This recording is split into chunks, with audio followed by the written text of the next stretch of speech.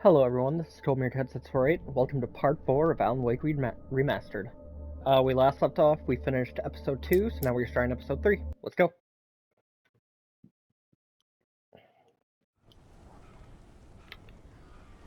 Oh shit, it didn't save. Okay, we gotta do this one more time. Sorry.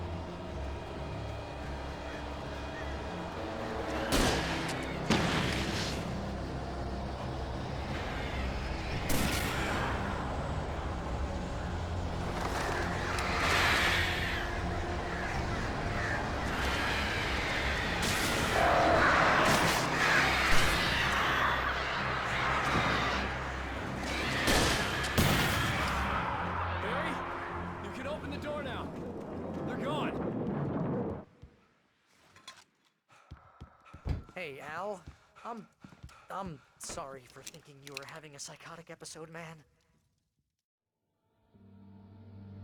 Previously on Alright, Alan Wake, Alice has been kidnapped. Alan, please help me. Alice? You'll do exactly what I say if you ever want to see your wife again. I can't tell anyone except my agent Barry. Damn it, Barry, they'll kill her! You're my best friend, and I'm worried that you're not right in the head. The ransom is a manuscript I supposedly wrote that's coming true before my eyes. It happened just the way it was on that page. So dark. I have found only a few scattered pages. I want the entire manuscript. The deadline is in 2 days. I found Mr. Wake's pages.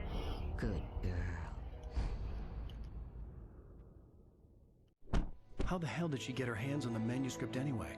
I don't know. She's resourceful. I told you were too hard on her. Listen, I found out all sorts of interesting stuff while I was digging around. Yeah. Mr. Wake, it's Sheriff Breaker. We have an FBI agent here, Agent Nightingale. FBI? He's anxious to see you. You'd better come to the station. Okay, I'll be right over, Sheriff. Let's make this quick, huh? Help you folks? Name's Randolph. I'm the manager. We're looking for Rose. Works as a waitress down at the diner. Rose, sure. Nice girl. Who wants to know? I'm Alan Wake. The writer, huh? I heard on the radio you were visiting. Well, I'll show you her trailer. That Rose, she's a nice girl. Always pays her rent on time.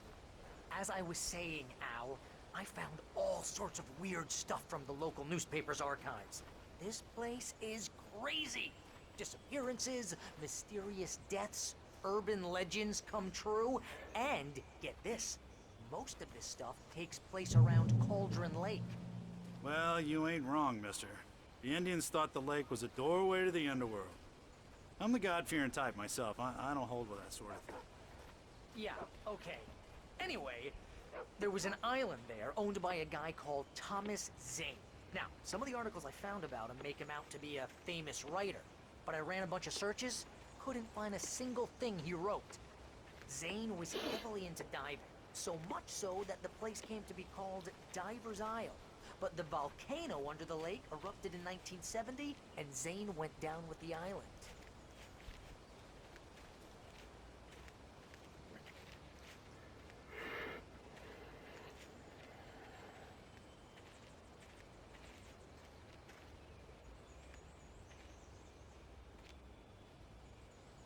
It gets better.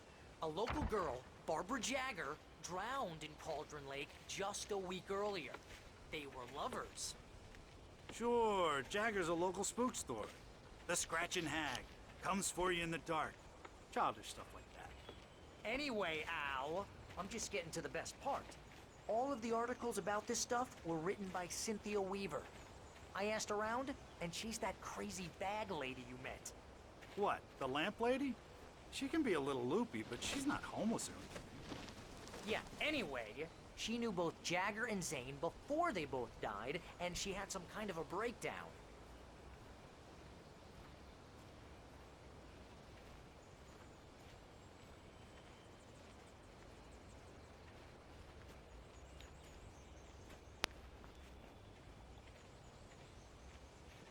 Well, mister, this here's Rose's trailer. You mind me asking what you want with her? We're just here to talk to her, pal.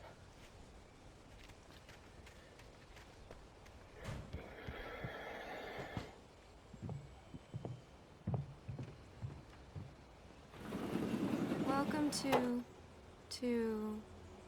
Oh dear, Mr. Wake. I'm so glad you're here. Rose, you have my manuscript? Oh. Oh yes. Yes. Please, come in. Hey, this is really good. Rose, Yes, my manuscript. I really need it. I understand.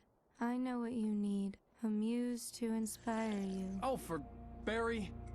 She doesn't have anything. Yeah, hey, Al? Al, what's... Oh... Barry! What? What?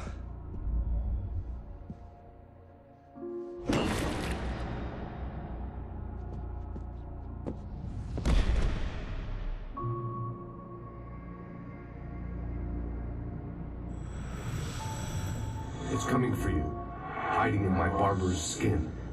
I'm too weak to stop it. You must turn the lights on. I promised I'd come visit you and your lovely wife. You must finish what you started. I insist. You must turn the lights on. Turn the light on.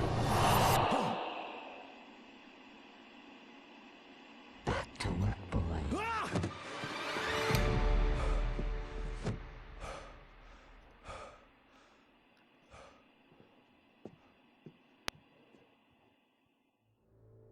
I felt nauseous, hungover. Only anger kept me going. That's totally not freaky. I can't tell reality from dream anymore, but it seems I have an imaginary editor to help me. She's an old woman in a funeral dress. I call her Barbara Jagger. She's very strict. I'm writing faster and faster. My manuscript is being heavily revised. The edits are getting very aggressive, and each day there's less of me and more of her. I hate it, but I know she's right. She promises me I can save Alice this way. She knows more of this than I do. About the complex incantation I'm attempting. About this place. She's worked with another writer under similar circumstances, Thomas Zane.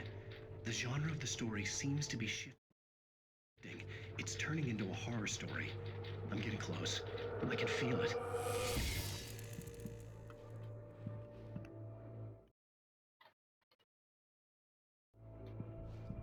Rose took a day from me. I had less than 12 hours left to meet the kidnapper.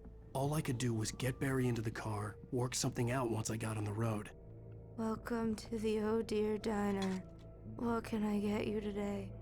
Coffee? I couldn't work up much hate for Rose. Something had used her to get to me and left its mark. First refill is free. Milk and sugar on the counter there. Would you like to hear today's specials? Thank you. A nice day. Come back soon. Barry was out of it. He was way too heavy to carry. All right. My gun and flashlight were gone. I'd have to find a way to get Barry into the car as quickly as possible. There was no time to waste. Go around here.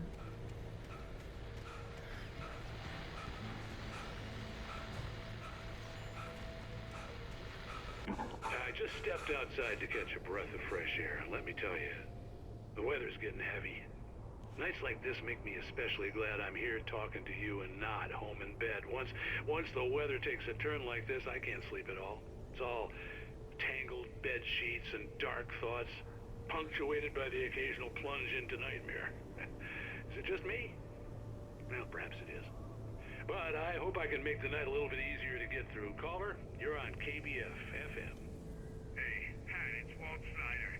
What's on your mind, Walt? Well, I am the way you are, but, well, I can't sleep either, you know? I just been staring out the window here, trying to make sense of it all, but, I ain't been drinking either, you know? Well, you sound like a man with a problem, Walt. I had a, argument with Danny, and, then I got in trouble with the law, and, I'm just, well... I heard something like that, Walt. Yeah, well, he's, Danny's my best friend, and, they let me out on bail today, and now I'm just alone here at the window, waiting, man, and there's something in the air tonight, man. I was just outside looking up at the sky above our broadcast tower thinking the same thing. What are you waiting for, Walt? I don't know. Something's gonna happen. I think I better go. Well, Walt, maybe... No, thanks, Pat. Well, good luck to you, Walt. Hang in there. Let's take a little break, folks. This weather's really something else, huh? How can I be sure?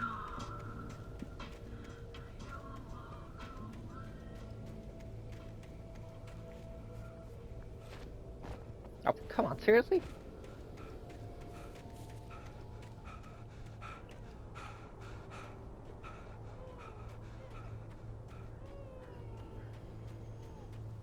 Oh, you're gonna get it now.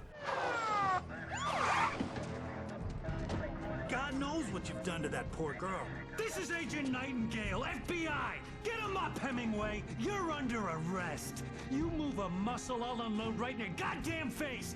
Stay right where you are, Slane!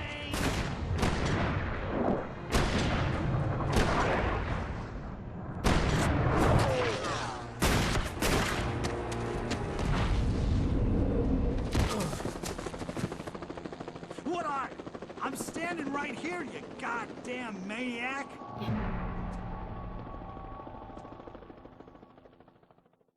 I hated to leave Barry behind, but there was no way I'd miss my appointment with the kidnapper. Mr. Wake, come on! Come on.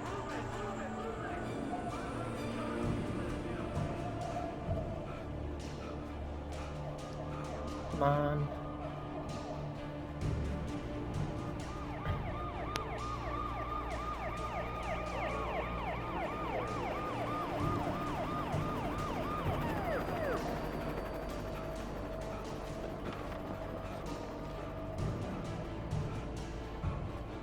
Stop running! Freeze! Okay, man. Keep your eyes peeled. He's gonna try to make it through here. Shit. Oh, damn.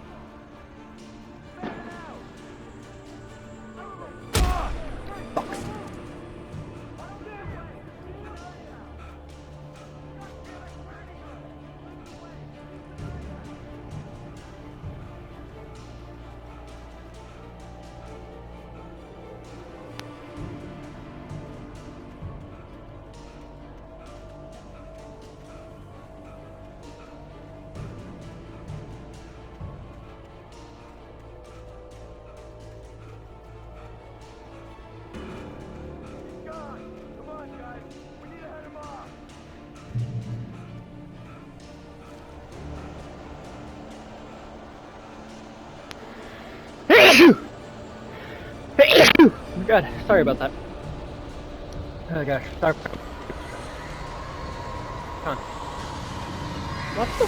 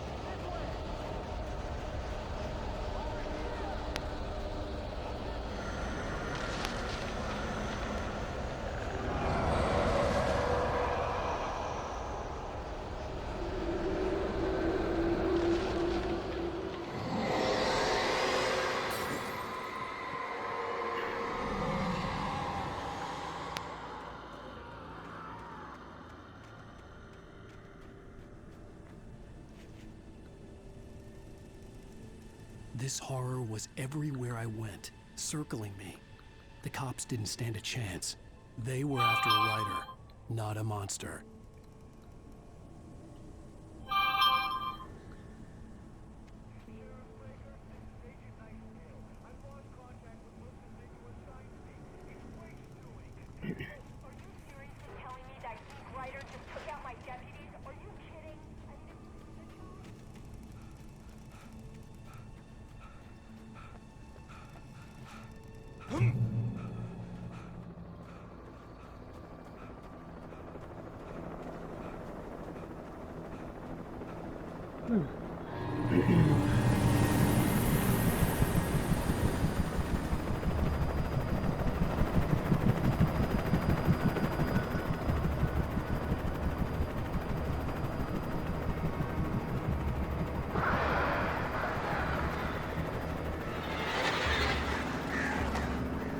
Crap.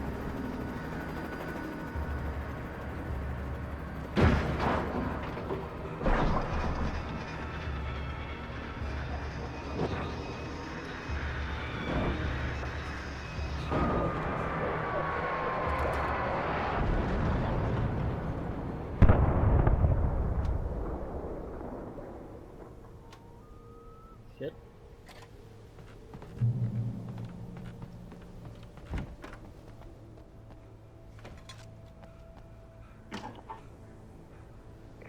This is James. Mulligan, Thornton, come in. Over. Thornton here. Jake, we got both Wheeler and Rose in custody. They didn't put up a fight or anything. But it was... Hey, what you... Come on. Sit down and give me that. James, Mulligan here. Over. Go ahead, Mulligan. Over. We got Wheeler and Rose here. Wheeler's drunk or hopped up on something. Speaking of which, that Fed had a pretty distinctive whiff of Otis Scotch about him, you know what I mean? Over. I don't have anything on that, Deputy Mulligan. Over. Well, whatever. Anyway, Rose is just being plain weird here. You better get Doc in to take a look at both. Over. Gotcha. You better get them here quickly. The, Fed's gonna want to interview Wheeler. Over. Oh, yeah, I'll bet he does. Looks like they have a lot in common. Mulligan out.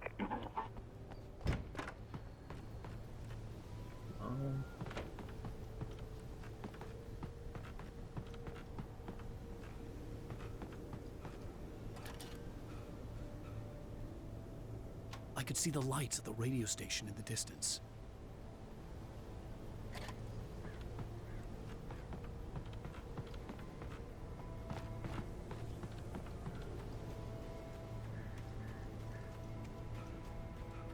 I imagined that the broadcast tower in the distance was part of the local radio station. Maine seemed like a decent guy. Perhaps he could give me directions to the coal mine.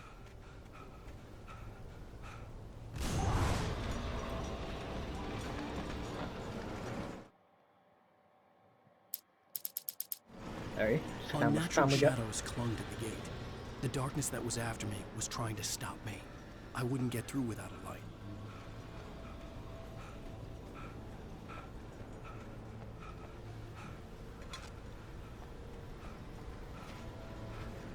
There was no power to the searchlight. Here we go.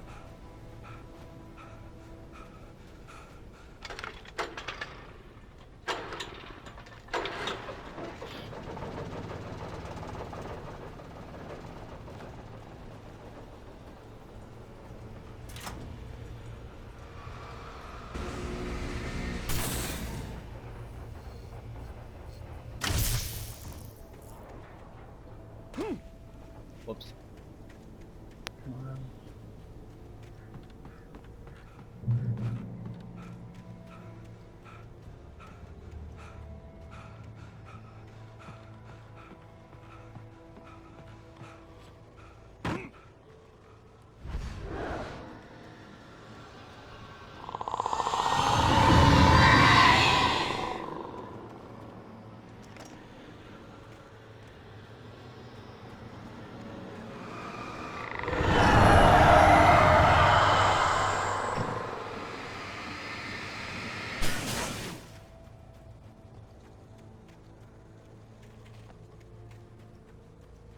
It took me a moment to recognize the flashbang grenades. They were an ideal weapon for my situation. One, come in. Over.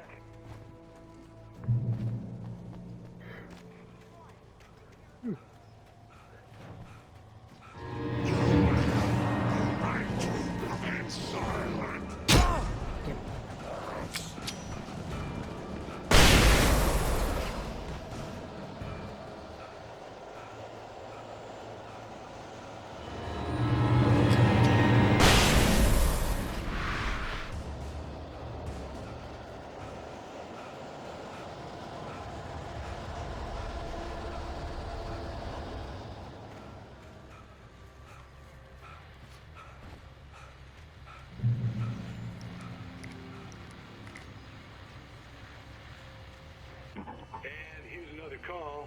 You're on KBF-FM with Pat Maine. It's Milt Peabody, Pat. What's on your mind, Milt? Well, I live near the trailer park, Pat, and there's a big ruckus going on over there. Well, that's just up the road from me, too. What's going on, do you know? I don't know, but there's a bunch of police cars there, lots of sirens, a helicopter buzzing around, and I think I heard some gunshots. Gunshots? Yes, sir, like from a pistol. So can you find out what's going on? Because it's just next door and they're popping off guns there. They're still shooting? No, it was maybe 10, 15 minutes ago. It sounds serious, Pat. I'm telling you, it don't sound like no party. Well, I'm certainly going to give the station a call, Milt. Okay. You'll hear it here as soon as I hear from them. Okay, thanks.